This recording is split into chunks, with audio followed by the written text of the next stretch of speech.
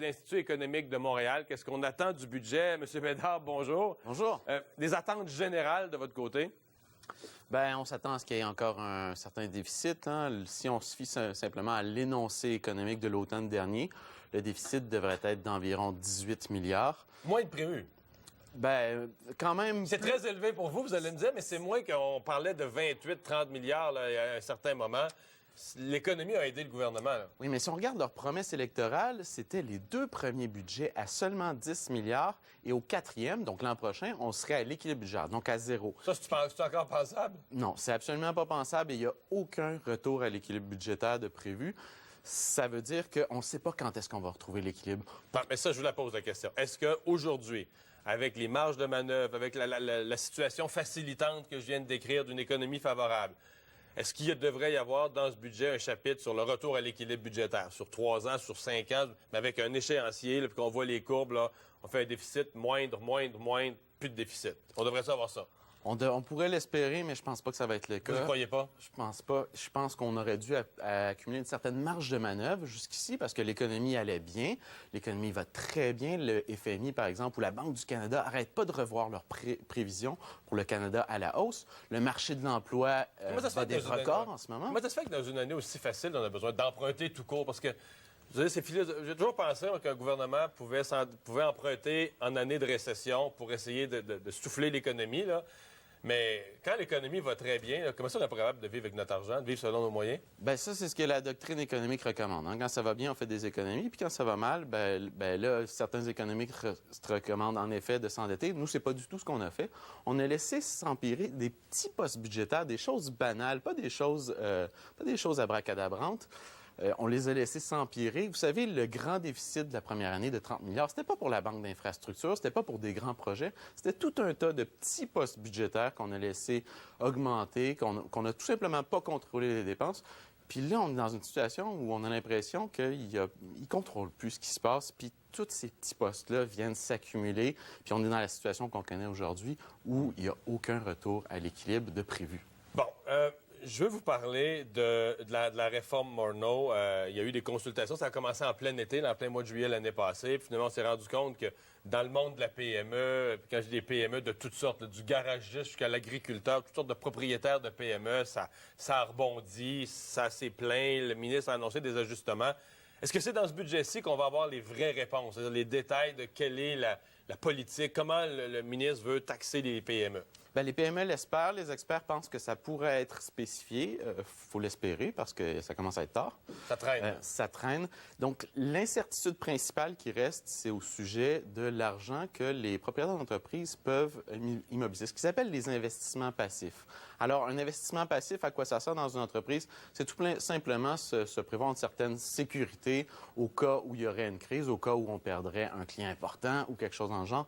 Donc, on laisse de l'argent accumuler. La chose de l'argent accumulé dans le compte. C'est voilà. ça que c'est, là. Donc, le ministre Morneau a serré la vis à ce niveau-là. Il a beaucoup diminué ce que les entrepreneurs peuvent faire. Là, il reste à spécifier un petit peu qu'est-ce qui va arriver avec ça. Est-ce qu'on laisse comme c'est là? Est-ce qu'on diminue de beaucoup le maximum que les entrepreneurs peuvent faire? Donc, ça, on attend ça. Mais dans un contexte où, en parallèle, au sud de la frontière, le président Trump, lui, a baissé considérablement les impôts des entreprises. Je vois quand même beaucoup de gens ici qui disent le gouvernement de Trudeau va... Tu sais, on est 2 pays voisins. Le gouvernement de Trudeau va devoir tenir compte de ce qui s'est passé de l'autre côté de la frontière.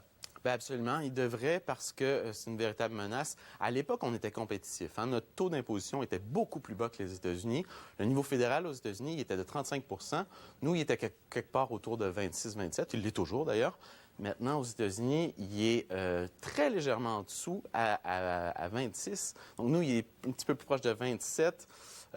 On est plus compétitif. Des grandes fusions, comme on avait vu entre Burger King et Tim Hortons, pour venir profiter de notre taux d'intérêt taux d'imposition plus bas ici, bien, c'est tout simplement plus possible. Maintenant, c'est plus avantageux pour les entreprises. S'il y a des gros investissements à faire, puis que la question se pose entre le Canada et les États-Unis, bien, à chaque fois, ça va être les États-Unis qui vont l'emporter. C'est eux qui vont avoir les investissements. Ce ne sera pas nous.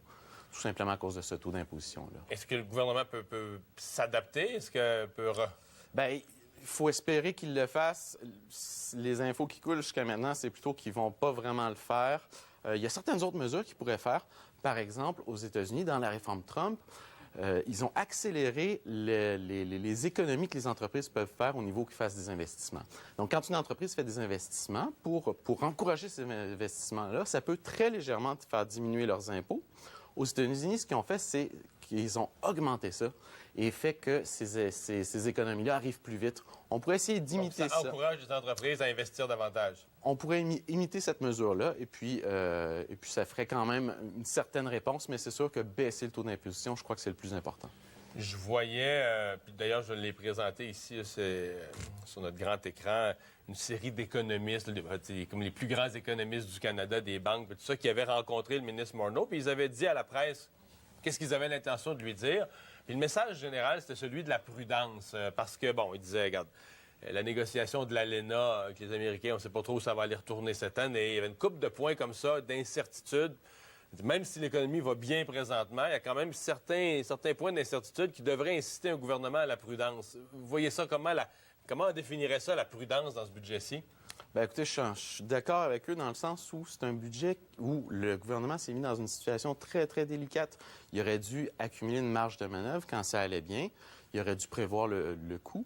Et maintenant, à cause de l'ALENA, vous l'avez dit, à cause de cette baisse des impôts aux États-Unis, à cause de la hausse probable des taux d'intérêt qui vont rendre le coût de la dette plus élevé, bien, le gouvernement a beaucoup moins de marge de manœuvre que ce qu'il aurait pu avoir. Hein?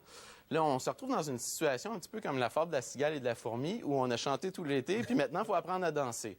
Donc, en effet, oui, ça va être difficile. Ouais. Mais on va surveiller ça. À 16 h, on aura la réponse. Merci beaucoup d'avoir été avec nous. Merci à vous. Au revoir.